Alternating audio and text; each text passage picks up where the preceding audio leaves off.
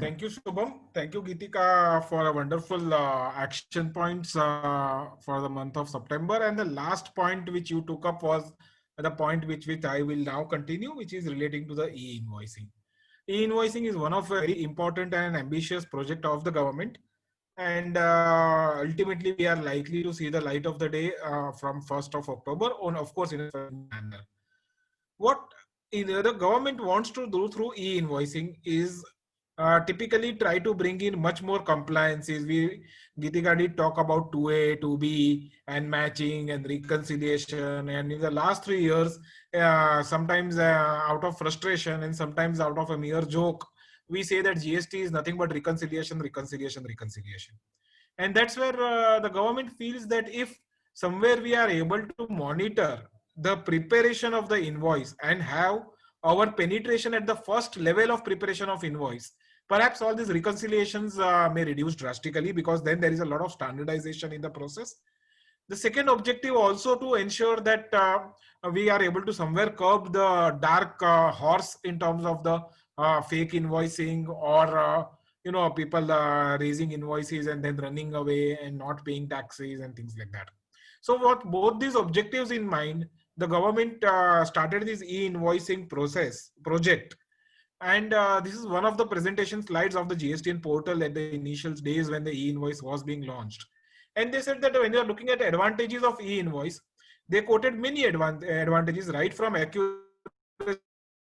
cost reduction and better relationship, paper elimination, and better capital management and increased controls. Now, if you look at these advantages, you will find that none of these advantages really relate to something of GST. And friends, that is what the long-term vision of e-invoicing is.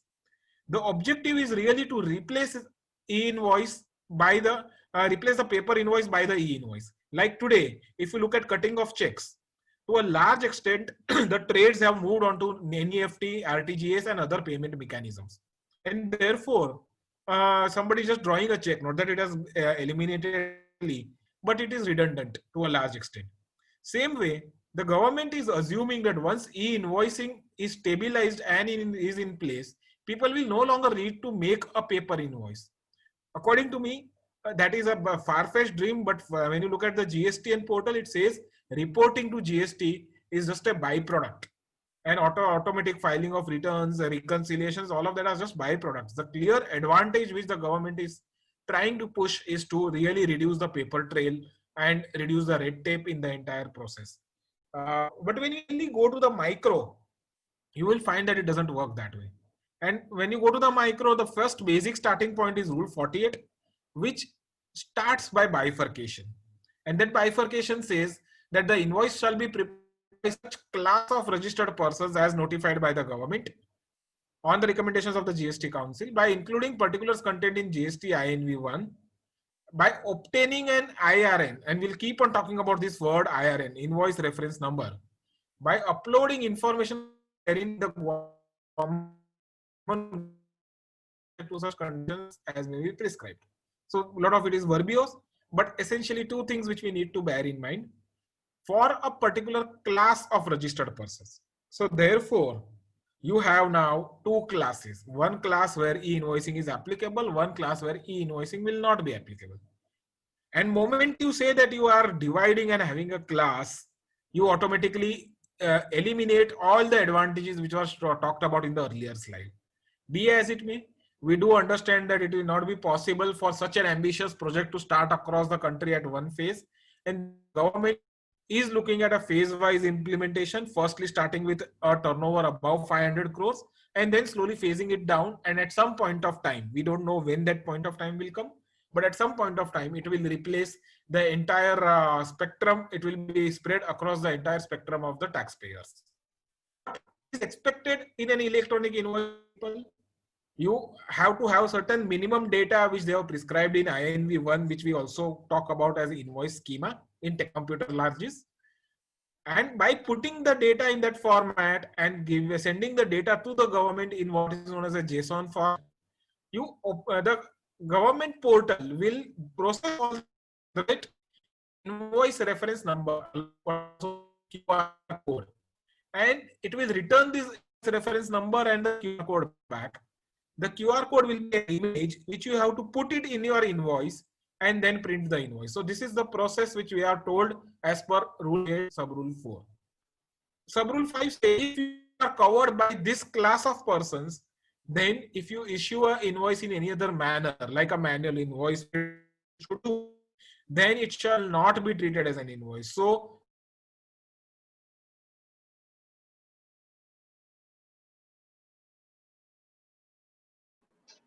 I think we've lost the voice. Yeah. Sunil ji, we are unable to hear you. I think there is some issues with your connections, internet connectivity. So let me just get connected to Neeraj ji. Try to call him. Yeah. So until then, I would like to request all the participants to kindly ask their queries in the chat box, and we'll be more than happy to take them. मैं वो कह रहा था मैंने का debit note credit note जो भी हमें इशू करने हैं 19-20 के सितंबर वाली लास्ट डेट होती है तो हम भी इशू कर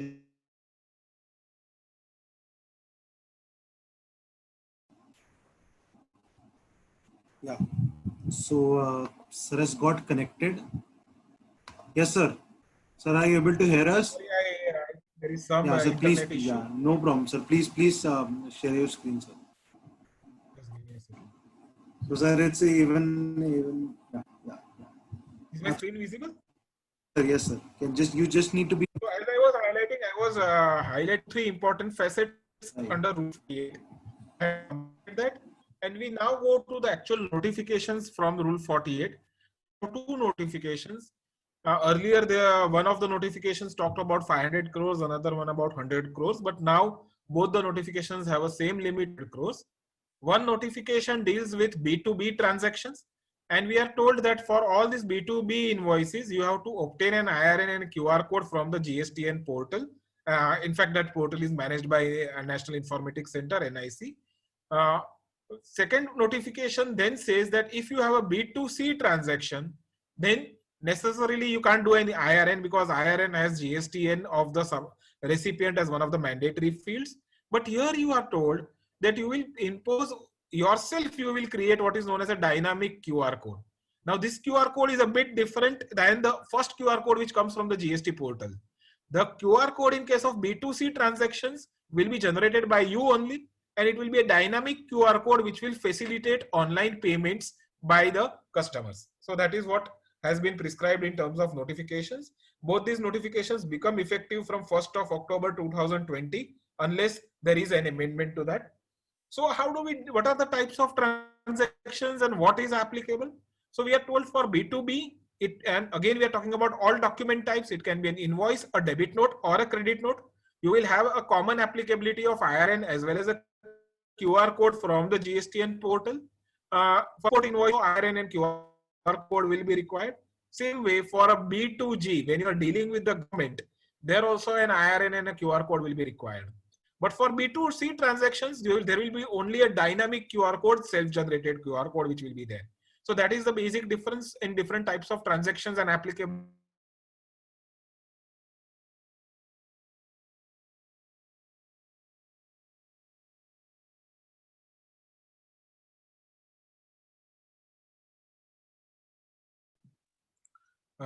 So I once again got connected. I'll just quickly share the screen once again.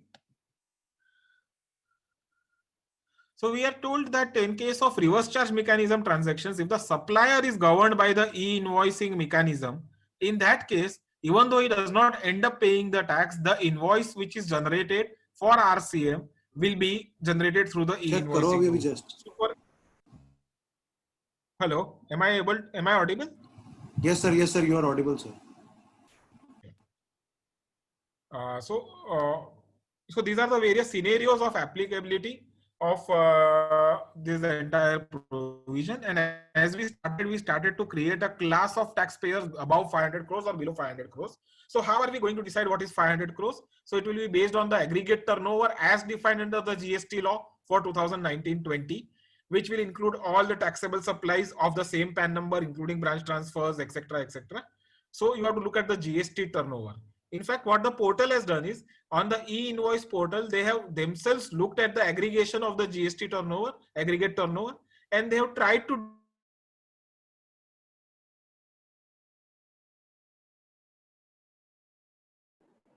Again, we are not getting the voice.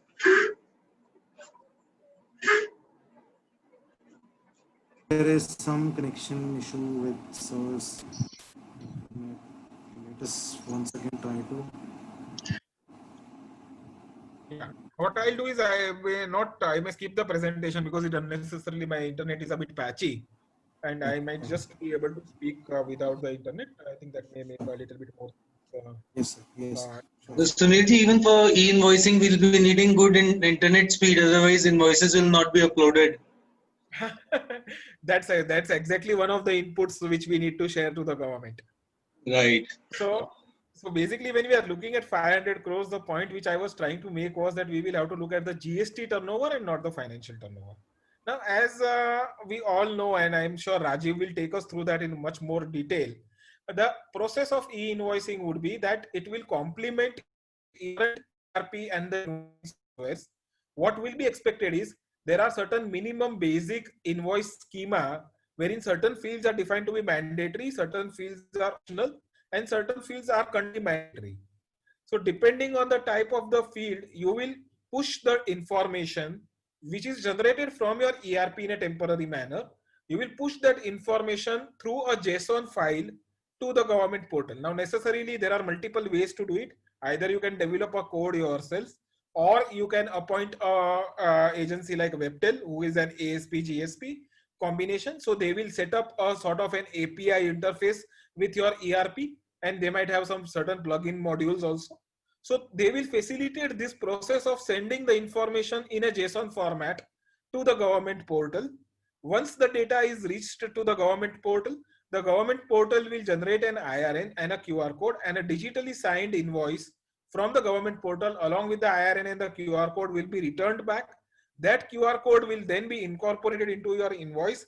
They have left the size open-ended, but they say that it should be something which you should be able to scan, and you have to put it on your invoice. You are specifically told that it has to be put on the invoice and it cannot be separately printed on another piece of paper.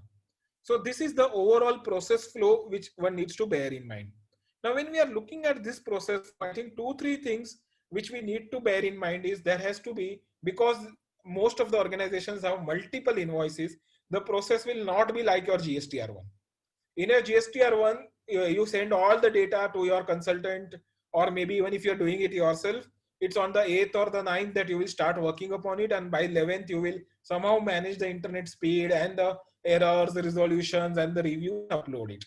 But when it comes to e-invoicing, it is to some extent like your e-way bill mechanism, where it is too much operational aspect involved into it, in the sense that there will be a business level dependency. If you are not able to generate an, just like you are not bill, you are not able to ship your goods. Same way, in the absence of an e-invoice, you will not be able to send an invoice to the customer, and therefore your business, your collections, and everything will get impacted. And that's where the joke which we just talked about the internet quality will become very, very relevant over here. What will also become relevant is the fact that you will have to look at some stable long-term solution. While the government will permit an offline tool and an Excel upload, and there will be utilities which will convert Excel to JSON and things like that, it can happen for one-off transaction. But if you are having thousands of transactions of invoices to be raised, debit notes to be raised, credit notes to be raised, you will somewhere have to look at automating your ERP and automating your linking your ERP with some third-party automated software or a self-generated software, and then push the data so that there is the least possibility of human error, least possibility of reconciliations, and the challenges may not come on that front. One important thing which we need to bear in mind is that if you make a mistake in an e-invoice, you can cancel the e-invoice within a period of 24 hours only. And that 24 hours is a running 24 hours. Thereafter, you cannot cancel it on the IRP. Automatically, the e-invoices will flow from the IRP onto the GST portal. But at the time of filing GSTR1, you may be able to do a manual process and make the cancellations manually in the GSTN. So therefore, what will happen is today we are talking about books versus GSTR 3B, GSTR 3B versus GSTR 1, GSTR 1 versus 9, 9 versus 9C. You have any n number of permutations and combinations in reconciliation. And I'm aware that there are some of my friends who would also go into reconciling e-way bills with your GST returns and things like that. Now, when you're doing all of that, please note with e-invoicing coming into place, there's one more leg of reconciliation coming in, wherein you would also be now required to reconcile your e-invoice data along with your GSTR1 data and along with your financials. And therefore, good business processes will become very, very important when you are moving into the new regime as far as the GST is concerned, e-invoicing is concerned. Looking at the current scenario, there have been representations which have been sent to the government seeking for an extension of the time limit for e-invoicing. But as of today,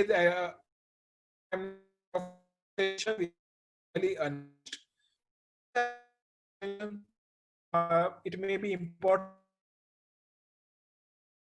100 crores ready for the purposes of e-invoicing. I think that was a brief discussion which I wanted to do. I don't want to go into the technical discussions of e-invoicing, for which my very dear friend Rajiv is already there and he will be making a detailed presentation on that. So I would like to hear that, and thereafter we can have questions if there are any.